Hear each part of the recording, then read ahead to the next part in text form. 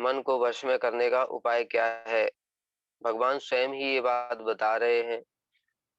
इसलिए सबसे मुख्य बात यह है कि जो उपाय भगवान ने बताया है स्वयं, उसको छोड़ कर के हम लोग दूसरे उपायों का अवलंबन करना प्रारंभ कर देते हैं। इससे बढ़कर के मूर्खता की बात और क्या हो सकती है? भगवान ने यह सृष्टि बनाई, भगवान ने जीवों को बनाया, भगवान ने सब कुछ बनाया। तो इसलिए कौन सी चीज कैसे होने वाली है ये भगवान को ही तो पता है, और किसी को कैसे पता हो सकता है? किंतु हम लोग भगवान को छोड़ करके जो लोग हैं, बड़े बड़े जो तपस्वी हैं, चमत्कार कर देते हैं, कुछ कुछ कर देते हैं, उनकी बात मान करके उनके पीछे पीछे भागने लगते हैं। इसलिए जगत के अधिकतर लोग ठगे जाते हैं, क्योंकि वो भगवान के द्वारा बनाए हुए मार्ग को नहीं पालन करते, अपने मन से काम करते। उसके बाद में फिर अर्जुन ने पूछा कि अच्छा प्रभु, ठीक है, ये बात तो समझ में आ गई कि आपका भजन करना चाहिए। अभ्यासेन तु कौन्ते वैराग्यं च गृह्यते। अभ्यास, भक्ति का अभ्यास करो, भक्ति योग का, और वैराग्य का अवलंबन करो। किंतु मेरा एक प्रश्न ये है कि अगर कोई व्यक्ति भक्ति योग का अभ्यास कर रहा है और उसको सिद्धि हुई नहीं, उससे पहले ही तो उसकी मृत्यु हो गई, तो फिर उसका क्या होगा? वो तो न तो सुख प्राप्त कर पाया जागतिक, और न ही भगवान को प्राप्त कर पाया।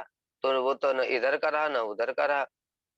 बड़ी सुंदर बात पूछी है अर्जुन ने कि जो व्यक्ति है, जो भक्ति योग का अभ्यास कर रहा है, उसने कर्म मार्ग को भी छोड़ दिया। कर्म करने से स्वर्ग इत्यादि मिलता है, तो स्वर्ग भी उसको प्राप्त नहीं होगा। फिर भक्ति में सिद्धि भी नहीं हुई, उससे पहले ही शरीर छूट दिया। अथवा मान लो वो योग भ्रष्ट ही हो गया, तो फिर उधर से भी गया, तो न तो मोक्ष मिला न भोग मिला, दोनों तरफ से ही चला गया वो तो ऐसे व्यक्ति का क्या होता है? अर्जुन पूछ रहे हैं। तब श्री भगवान बता रहे हैं, पार्थ नैवेह नामुत्र विनाशस्तस्य विद्यते, न हि कल्याणकृत कश्चित दुर्गतिम तात गच्छति। पार्थ, हे पार्थ, तस्य माने उस पुरुष का, न एव इह, न इस लोक में, विनाशा विद्यते, विनाश नहीं होता है, न अमुत्र, नहीं परलोक में, हे तात, कल्याणकृत शुभ अनुष्ठान करने वाले अर्थात भक्ति योग का अभ्यास करने वाले का कश्चित, कोई व्यक्ति, दुर्गतिम न गच्छति, दुर्गति को प्राप्त नहीं हो सकता। अब भगवान स्वयं ही ये गारंटी दे रहे हैं। देखो, हम लोग भगवान की भक्ति कर रहे हैं, तो भगवान ही गारंटी दे रहे हैं। इस जगत में दूसरा कोई भी ऐसा व्यक्ति नहीं है जो इस प्रकार की गारंटी दे सकता है। देवता कहें अगर कि जो मेरा भजन करता है उसका कभी विनाश नहीं होता है, मैं उसकी रक्षा करूंगा, तो ये बात ठीक नहीं है, क्योंकि देवता तो अपनी रक्षा खुद नहीं कर सकते। जब हिरण्यकश्यपु ने स्वर्ग पर आक्रमण किया, तो देवता सब छोड़ छोड़ करके स्वर्ग को भाग गए। वो अपने भक्तों की रक्षा क्या करेंगे जब वो अपनी खुद की रक्षा नहीं कर पा रहे? तो इसलिए कोई भी नहीं कह सकता, ब्रह्मा जी भी नहीं कह सकते कि मैं रक्षा कर लूंगा। क्यों? उन्होंने तो हिरण्यकश्यपु को वरदान दिया था, वो तो उनकी तपस्या कर रहा था, क्या उसकी रक्षा कर पाए? शिव जी क्या अपने भक्तों की रक्षा कर पाते हैं? भगवान उनके, जो शिव जी के उपासक होते हैं, लेकिन जो गलत काम करते हैं उनका वध कर देते हैं। लेकिन भगवान के भक्त का किसी ने वर्णन आया आज तक? कोई वध किया? कोई उनको कष्ट पहुंचा सकता है? तो इसलिए भगवान ही एकमात्र है जो कि इस बात को कह सकते हैं कि इस लोक में उसकी दुर्गति नहीं होती है किसी प्रकार से भी, और परलोक में भी कुछ नहीं होता है, क्योंकि हेताशुभ अनुष्ठानकारी कोई व्यक्ति दुर्गति को प्राप्त नहीं कर, क्योंकि वो भगवान का भजन कर रहा है, तो भगवान उसकी चिंता करते हैं। इस कारण से यहाँ पर भगवान स्वयं ही इस श्लोक में अर्जुन को सांत्वना दे रहे हैं कि तुम चिंता मत करो, जो भजन करेगा उसका न तो इस जगत में कुछ अमंगल होगा और न उस जगत में कुछ अमंगल होगा। कैसे?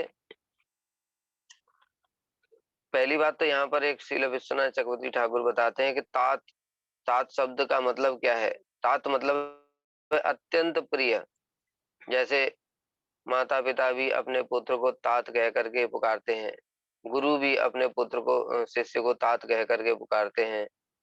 तो इस प्रकार से भगवान ने कहा है प्रेम पूर्वक कि जो श्रद्धा पूर्वक योग में प्रवृत्त होते हैं उनकी दुर्गति कभी नहीं होती।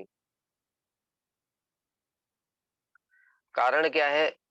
जैसा कि गीता के द्वितीय अध्याय में भी भगवान ने पहले ही ये बात बताई थी, उसी को थोड़ा अब विस्तार से बता रहे हैं।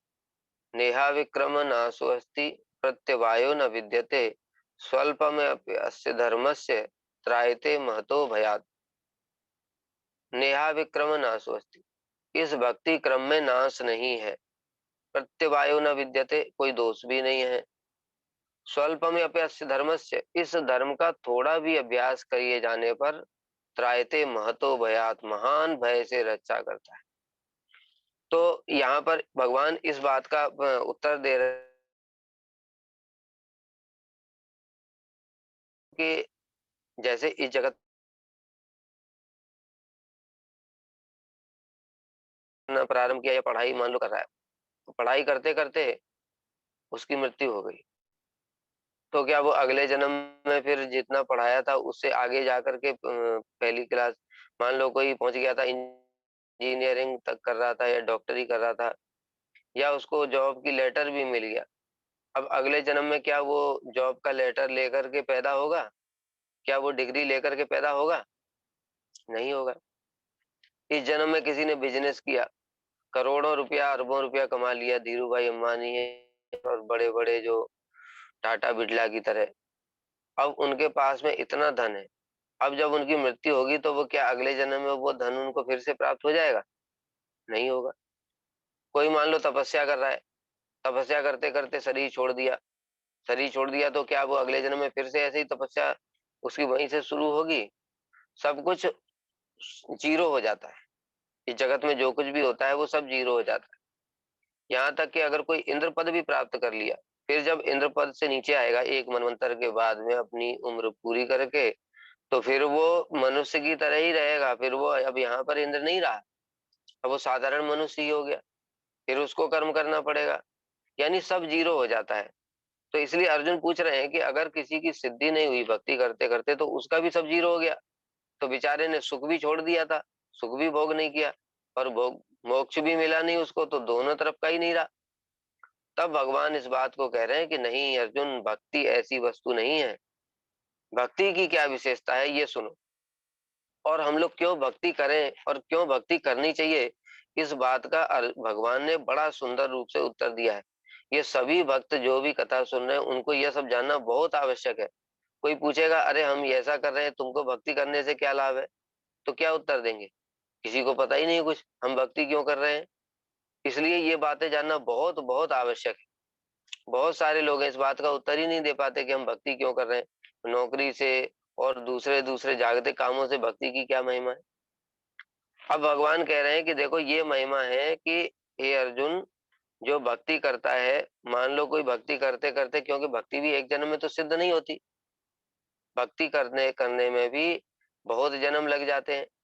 तो लेकिन फायदा क्या है कि देखो इस जन्म में जिसने शुरू किया, अब कोई मान लो भक्ति की 5वीं क्लास में पहुंच गया, जैसे श्रद्धा, साधु संग, भजन क्रिया, अनर्थ निवृत्ति, निष्ठा, रुचि, आसक्ति, भाव और प्रेम, ये भक्ति के क्रम है। इसमें क्रमशः जैसे हम देखते हैं जगत में क्लासेज होती हैं स्टूडेंट्स की, उसी प्रकार से हमारे श्रील रूप गोस्वामी ने भक्ति जगत की भी क्लासों को डिफाइन किया है कि कौन सी क्लास के बाद कौन सी क्लास आई। तो सबसे पहले श्रद्धा होती है, फिर साधु संग करते हैं, फिर भजन क्रिया, भजन प्रारंभ करते हैं, गुरु पदाश्रय करके भजन शुरू होता है, भजन शुरू हो जाता है, उसके बाद में अनर्थ निवृत्ति होती है। अनर्थ निवृत्ति में हम लोगों को काम, क्रोध, मोह, लोभ, मद मात्सर्य ये सब दूर होते हैं धीरे धीरे। और भी बहुत 4 प्रकार के अनर्थ हैं, भक्ति उत्तनर्थ, सुकृति उत्तनर्थ, दुष्कृति उत्तनर्थ, अपराध उत्तनर्थ। तो इस प्रकार से ये सब चीजें करते हैं।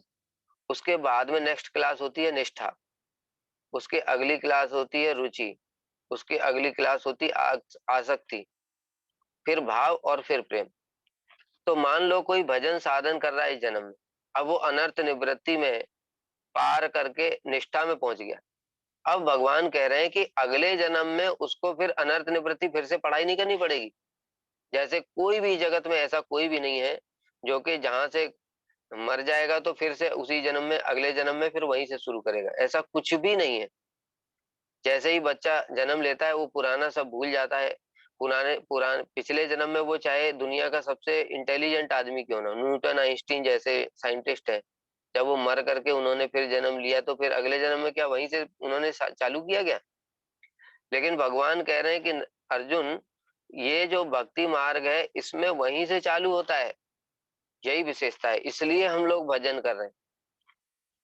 जैसे हम अपना भी बताते हैं कि हमने जब भजन करना प्रारंभ किया तो इसी बात को भगवान की यही बात सुनकर के ही प्रारंभ किया था कि हमने जब सुना कि ये शरीर तो नश्वर है, वांसांस जीर्णान यथा विहाय नवान गृह्णाति नरो पराणि, इस शरीर को छोड़ करके हम दूसरे शरीर में चले जाएंगे। तो मन में विचार आया, तो फिर हमको फिर पढ़ाने से फायदा क्या है? हम मान लो बहुत सारा पैसा कमा लेंगे, उससे भी फायदा क्या है? क्योंकि सब तो यही जीरो हो जाएगा। जैसे ही शरीर छूटेगा सब जीरो हो जाएगा, यहाँ तक कि जब इस शरीर के लिए जो कुछ कर रहे हैं वही शरीर को ही जला दिया जाएगा। जब शरीर को ही जला दिया तो फिर बचा क्या? तो फिर हम जो सब कुछ कर रहे हैं ये किसके लिए कर रहे हैं, क्यों कर रहे हैं? ये प्रश्न मन में आया। तो फिर हमने और गीता में पढ़ा तो भगवान ने ये सब बातें बताई हैं। तो ये बातें समझ में आई कि ओ, जो भक्ति है वो नष्ट नहीं होती, ये काम करने वाली चीज है। क्यों? क्योंकि भक्ति क्यों नष्ट नहीं होती? देखो, जो कुछ पढ़ाई लिखाई नौकरी पुत्र पत्नी परिवार जो कुछ सब कुछ किया वो शरीर से किया, शरीर के लिए किया। शरीर जल गया तो उसके साथ संबंध भी सारे खत्म हो गए। लेकिन जो भक्ति है वो तो शरीर का धर्म नहीं है, भक्ति आत्मा का धर्म है। जो हम हरि नाम कर रहे हैं, जो कथा सुन रहे हैं, जो कीर्तन सुन रहे हैं और जो भक्ति के 64 अंगों का पालन कर रहे हैं, ये आत्मा का धर्म है। अब आत्मा तो अगले जन्म में तो मरता नहीं है। नैनम छिन्दन्ति शस्त्राणि नैनम दहति पावक, न चैनम क्लेदयन्त्यापो न शोषयति मारुतः। आत्मा को न अग्नि जला सकता है, न शरीर शस्त्र काट सकता है। तो किसी भी तरीके से जब शरीर मरता है तो आत्मा तो फिर अगले शरीर में भी वही रहता है, सेम। तो इसलिए आत्मा से जो कुछ कमाया वो आत्मा के साथ में जा रहा है, और शरीर से जो कुछ कमाया जब शरीर जल गया तो शरीर के साथ जो कमाया था वो भी यहीं रह गया। इसी बात को समझना है। जिसने इस बात को समझ लिया वही ठीक रूप में भक्ति कर सकता है। अन्यथा जो लोग भक्ति कर भी रहे हैं, भक्ति करते हुए हमको देखते हैं, कुछ दिनों के बाद उनकी छूट जाएगी। कारण क्या है? वो किसी कारण से कर रहे हैं, अर्थात कोई सुख शांति की प्राप्ति के लिए, कोई पुत्र पत्नी परिवार की प्राप्ति के लिए, कोई धन की प्राप्ति के लिए, कोई किसी कारण से कर रहा है तो उसकी भक्ति ज्यादा नहीं चलेगी। लेकिन जिसने इस बात को समझ लिया कि भक्ति का तात्पर्य है, अरे भक्ति तो आत्मा की वृत्ति है। अच्छा, ये आत्मा नष्ट नहीं होती, इसलिए आत्मा से जो हमने करा है यानी जो कमाया भक्ति, वो फिर अगले जन्म में भी वही रहेगी। अगले जन्म में वही रहेगी, फिर वहां से फिर वो शुरू कर देगा भक्ति। फिर ऐसे करते करते कई जन्मों के पश्चात में वो सिद्धि को प्राप्त कर लेता है। भगवान ने आगे ये सब बातें बताई हैं इस श्लोक के बाद में, और भी जो भगवान ये सब कह रहे हैं कि इस प्रकार से कई जन्मों के पश्चात में वो सिद्धि को प्राप्त करता है। इसलिए भगवान इस श्लोक के टीका में हमारे श्रील भक्ति विनोद ठाकुर जी कहते हैं कि जो व्यक्ति केवल इंद्रिय तर्पण करते हैं और किसी विधि के वशीभूत नहीं है वे पशु के समान है। जो केवल इंद्रिय तर्पण में ही लगे हैं अर्थात आहार निद्रा मैथुन में लगे हुए हैं, वो तो पशु के समान है। उनसे श्रेष्ठ है जो कि कर्मी ज्ञानी और भक्त। ये जो विधि नियम का पालन करते हैं, ये तीन प्रकार के हुए, कर्मी ज्ञानी और भक्त। कर्मी भी जो होते हैं वो सकाम और निष्काम कर्मी होते हैं। उनको स्वर्ग इत्यादि की प्राप्ति सांसारिक उन्नति तो होती है, किंतु वे सुख ही अनित्य है। जैसा कि अभी बताया, क्षीणे पुण्य मर्त्यलोकम विशंति तेतुम भुक्ता स्वर्गलोकम विशालम क्षीणे पुण्य मर्त्यलोकम विशंति। कि जो सकाम कर्मी है वो बहुत अच्छे अच्छे दान पुण्य यज्ञ व्रत तप इत्यादि करके स्वर्ग को प्राप्त कर लेते हैं। लेकिन स्वर्ग में जैसे ही उनका वह पुण्य खत्म हो जाता है फिर से वो नीचे आ जाता है। इसको हम ऐसे उदाहरण से समझ सकते हैं। मान लो किसी ने बहुत मेहनत किया, बहुत बहुत मेहनत करके 1 लाख रुपया कमा लिया। 1 लाख रुपया कमा करके अब उसने नौकरी को छोड़ दिया। अब वो 1 लाख रुपया कितने दिन चलेगा? 1 महीना, 2 महीना, 1 साल चल जाएगा। 1 साल चल गया, अब उसके बाद में फिर क्या करेगा वो? फिर वो भोग कर पाएगा? फिर उसको नौकरी करनी पड़ेगी। उसी प्रकार से स्वर्ग है। यानी यज्ञ, दान, व्रत, तप इत्यादि करके कोई ऊपर पहुंच जाता है, स्वर्ग का राजा बन गया अथवा स्वर्ग प्राप्त कर लिया। फिर उसका जो पुण्य होता है, जो उसने पुण्य किए थे, उन पुण्यों को जितने दिन तक चलते रहते हैं तब तक तो वो स्वर्ग में रहता है। जैसे ही उसके पुण्य खत्म हो जाते हैं, उसी समय इंद्र भी उसको लात मार करके भगा देते हैं। फिर वो नीचे आ जाता है, फिर कमाएगा। तो इस प्रकार से तो इसका कोई अंत नहीं है। फिर नौकरी करो, फिर पैसा कमाओ, फिर पैसा खर्च होगा, फिर नौकरी करो, फिर पैसा कमाओ, अनंत काल तक ऐसे ही चलता रहेगा। इसका तो कोई अंत ही नहीं है। तो इसलिए इसके द्वारा भी कोई लाभ नहीं है, क्योंकि ये समस्त सुख भी अनित्य है। इसलिए उनको जो जीवों का वास्तविक कल्याण है, भक्ति, वह प्राप्त नहीं होता। इसलिए कह रहे हैं फिर ये सब व्यर्थ ही तो हुआ, क्योंकि जितनी मेहनत किया फिर वो जीरो हो जाती है। उस कर्म, लेकिन जो निष्काम कर्म है, अर्थात एक बताया कर्म में दो प्रकार का हो गया, सकाम कर्मी और फिर दूसरा हो गया निष्काम कर्मी। तो जो निष्काम कर्मी है वो धीरे धीरे प्रवेश करके आगे जा करके कर्म योग में प्रवेश करते हैं, जब वो अपने कर्मों को भगवान को समर्पित कर देते हैं। उस कर्म योग से चित्त शुद्धि होती है, चित्त शुद्धि के बाद ज्ञान प्राप्ति होती है, ज्ञान प्राप्ति के बाद में फिर भक्ति योग प्राप्त होता है।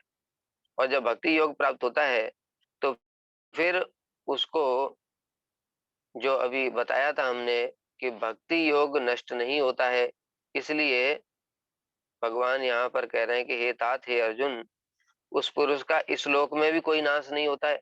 यानी इस जगत में भी जो भगवान है वो उसकी सब समय रक्षा करते हैं, और परलोक में भी कोई नाश नहीं होता है।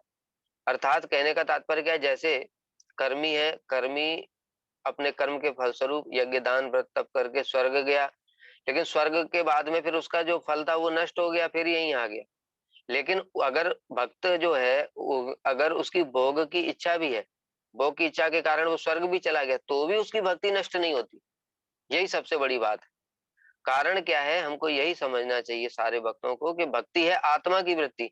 इसलिए हम चाहे स्वर्ग में जाएं, चाहे नरक में जाएं, चाहे ब्रह्मा जी का पद प्राप्त कर लें, चाहे पशु का योनि प्राप्त कर लें, लेकिन भक्ति कभी भी किसी योनि में नष्ट नहीं होती।